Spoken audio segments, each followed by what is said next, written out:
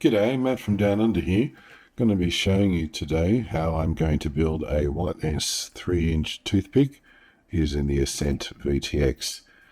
This little baby is going to have a few mods. I'm going to replace that long cable with the 4cm Avatar one. I'm going to cut this off and solder it directly on, and also maybe an aftermarket antenna. We shall see how we go.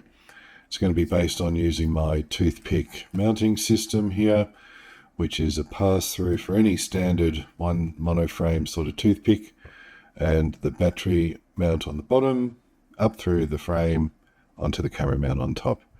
I've got a small pigtail latch sort of thing for the antenna hold in place.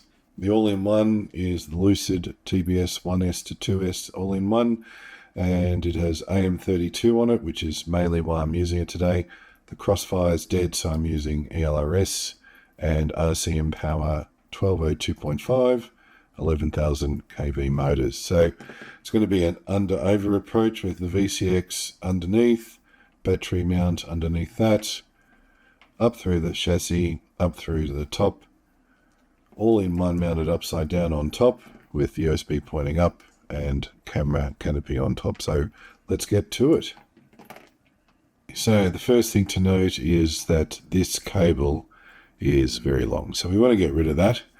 And I've tested in my previous video how the Avatar VTX to camera MIPI cables were compatible, so let's just get rid of that first. So we see the length difference there. Bye. Antenna.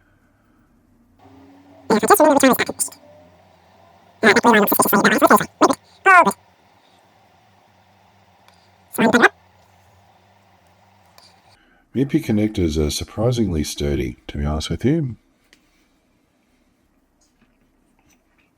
Now the other side.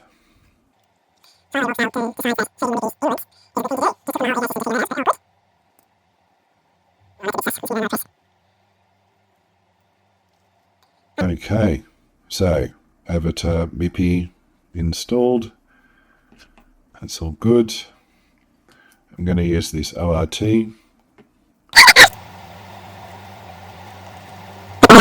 Feed it through. Get that installed.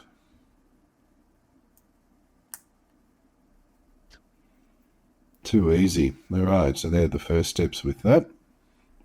So just a quick comment about orientation. That's forward, that's back. I'm going to have the VTX antenna usually drives the orientation. So the antenna pigtail is there, starts there, so it's going to follow this way. So that means the cable is going to come through the front here, and the MIPI is going to follow a similar path through the front as well. Sort of progress shot. This is what I mean about the under-over sort of style I like to do. VTX is down the bottom. You can see the power and UART's fed up through the center, and I've got the MIPI coming out the front.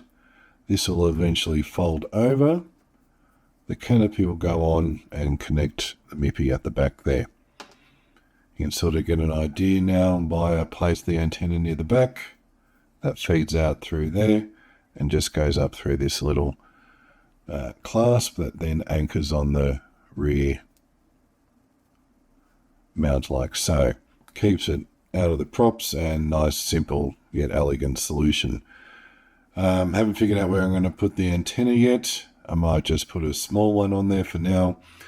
I do have canopies like this where I've got the T connector holder on the side. Here's an example on this one. Ignore the striping, I didn't prepare the TPU, but this is the holder here. I quite like it.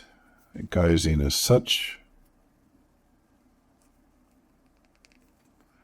and the pressure of the TPU on the dipole element holds it in place really well.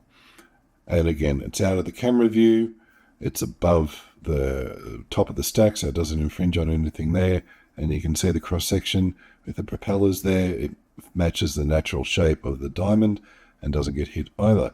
So I'll probably work on that modification to this canopy, which is also modified for the Ascent camera. So there's that as well.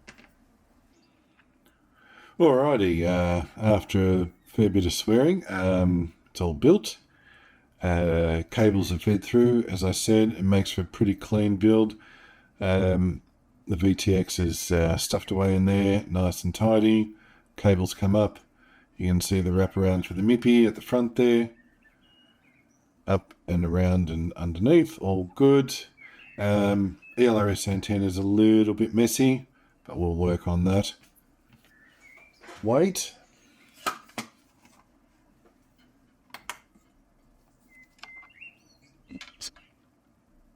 Comes in at 45.68 grams. So if we add our favorite props, we're coming in at 48.87 grams. Sub 50 gram 1S digital toothpick with a fair bit of TPU, steel M2 bolts, steel M2 motor. Like, can still do a few things to probably shave a gram or two off, but I'm pretty happy with that. Good, eh?